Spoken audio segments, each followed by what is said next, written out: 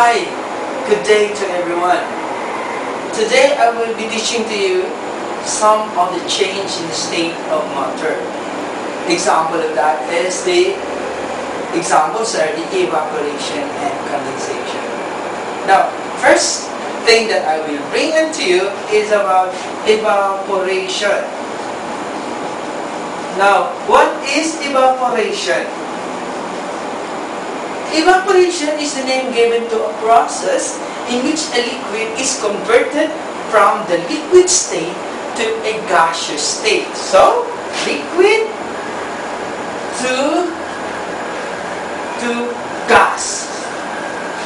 That is the meaning of evaporation, and every one of us experiencing that, and we are familiar with that phenomenon all the time.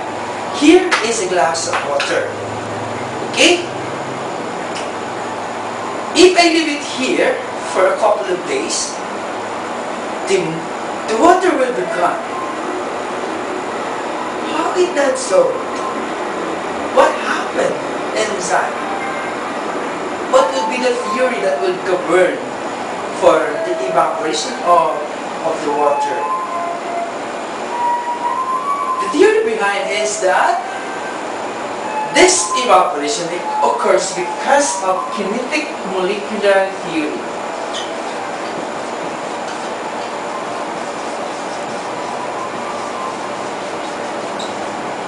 Kinetic molecular theory of gases. That means that means the molecules are in constant movement. They are in constant collision. They are in constant moving, constantly in motion.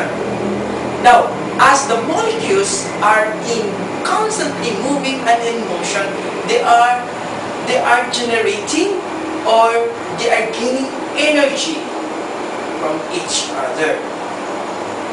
For the molecules that are in the middle or down, it has little difference compared to the molecules on the top. Okay, I will show you this picture. So you will see the molecules on the level of the water. There are molecules that are in constant motion. Now, later, these molecules will escape to the atmosphere in the form of a gas. What happened is because of their constant motion and in their constant collision, they are gaining energy. Now the energy that they gain, we call it as the energy they are gaining is in the form of heat, and this heat is called the latent heat of vaporization. The latent heat is just the heat absorbed. The latent heat is the heat absorbed by the molecules in the water. As the heat being absorbed is the one that causes them to escape to the atmosphere. Now, this process inside the glass continues until the liquid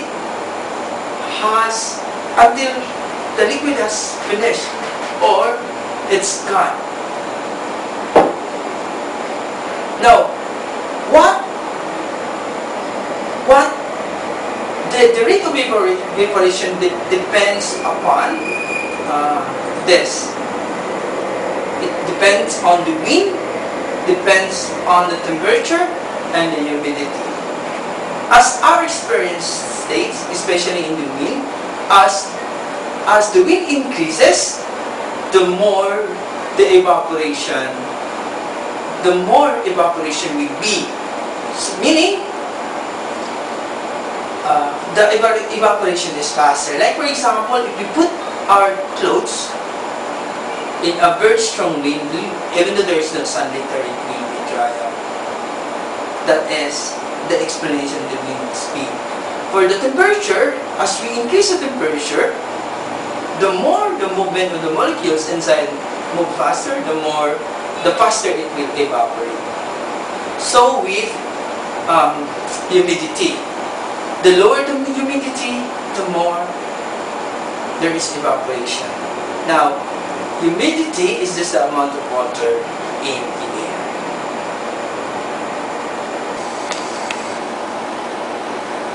The next process I will teach you is about condensation.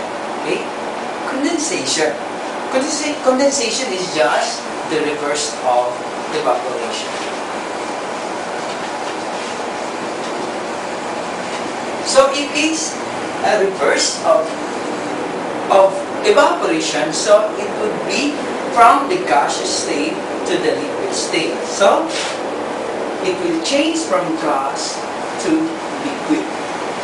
That is the state or the change of the process we call condensation. Still the same, the theory that will govern about the movement of molecules is the kinetic molecular theory.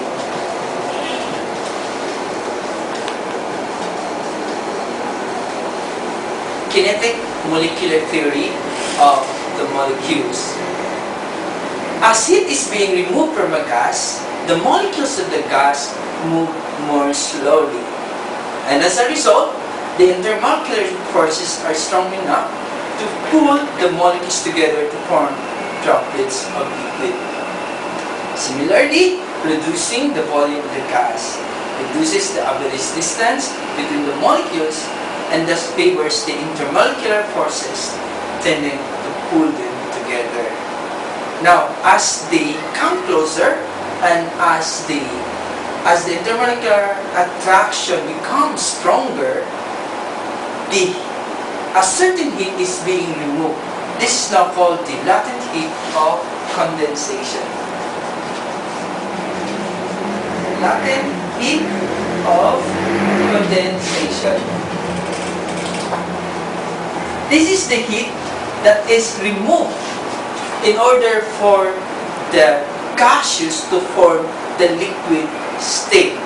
Actually, this is also the latent heat of vaporization in the evaporation process. This is the heat that being absorbed in evaporation. Now, during condensation, this is the heat that is being released in order for the gas to become a liquid. Now, for condensation to take place in the atmosphere must be saturated fully. In other words, the maximum vapor pressure must be reached. Remember that as the temperature rises, so does the maximum vapor pressure, or the maximum amount of water vapor that the atmosphere could hold. It thus follows naturally that as the temperature drops, so the amount of water that the atmosphere can hold. When this happens, the water vapor has no choice but to leave the atmosphere in the form of liquid. The temperature at which this happens is referred to as the dew point. Okay? This is just the temperature at which the vapor or the gas starts to form a liquid state. Now, in our example of our condensation, here we have a cold glass, as I showed it a while ago. We notice some droplets of water forming around the wall of the glass.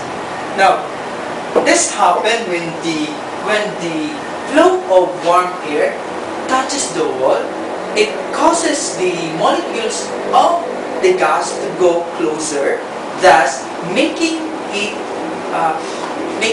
more closer to each other, and then it will form a droplets of water that will found in the glass. Thank you very much, and this